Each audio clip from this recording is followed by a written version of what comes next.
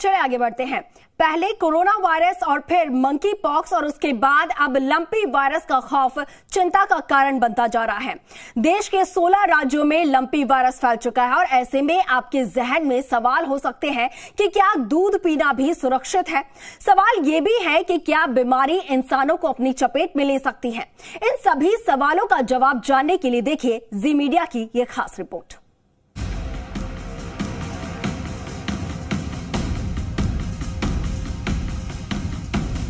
Lumpy virus मवेशियों को लगातार अपनी चपेट में लेता जा रहा है। राजस्थान और गुजरात समेत करीब 16 राज्यों में लंपी वायरस का असर देखा जा सकता है। ऐसे में लोगों को इस बीमारी की चपेट में आने की चिंता सता रही है। सवाल ये है कि क्या ये बीमारी जानवरों से हम इंसानों के बीच तो नहीं पहुंच जाएगी। सुनिए क्या कहते हैं एक्सपर्ट। कुछ वायरस है जो सिर्फ पशुओं को प्रभावित करते हैं, कुछ वायरस है जो सिर्फ मनुष्यों को प्रभावित करते हैं और कुछ ऐसे वायरस होते हैं जो मनुष्य और पशु दोनों को प्रभावित करते हैं। सौभाग्य से जो लंपी वायरस है वो सिर्फ पशुओं को प्रभावित करता है। मनुष्यों में इसका प्रसार और इसकी जो इफेक्ट है वो देखा नहीं गया है। राजस्थान और गुजरात में इस बीमारी की चपेट में आए हजारों मवेशी मर चुके हैं। लोगों को डर है कि दूध पीना कहीं इनकी सेहत को संकट में न डाल दे। ऐसे में दूध पिया जाए या नहीं, आप भी सुनिए हमारे एक्सपर्ट की राय। ये बात मैं बिल्कुल स्पष्ट करना चाहूँगा कि दूध पीने से किसी भी तरह का लंपी वायरस होने का कोई खतरा नहीं है। नंबर 1, जिस तरह से आप दूध का जो लोग सेवन करते हैं वो नियमित तौर पे जैसे इसे पॉस्चराइज करके या उबाल करके पीते वो पीते रहें।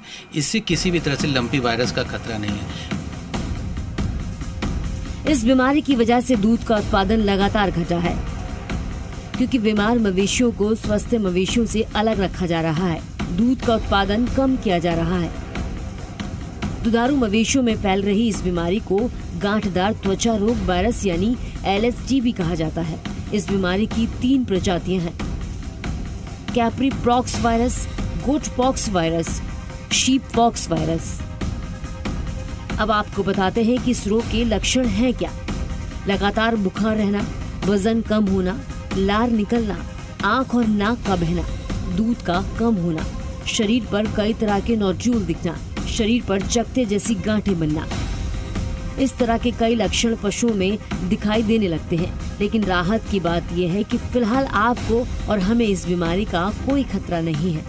सबसे ज्यादा खराब स्थिति गुजरात और राजस्थान की है। गुजरात में लंपी वायरस से अब तक 1600 से ज्यादा मवेशियों की मौत हो चुकी है। वहीं राजस्थान में करीब 4300 गौवंश की मौत रिकॉर्ड की गई है। मौत से बचने के लिए जानवरों को antibiotics, anti inflammatory, anti histaminic दवाइयां दी जाती हैं। पूजा मक्कड़ के साथ ब्यूरो रिपोर्ट, जी मीडिया। कॉमनवेल्थ गेम्स में शुक्रवार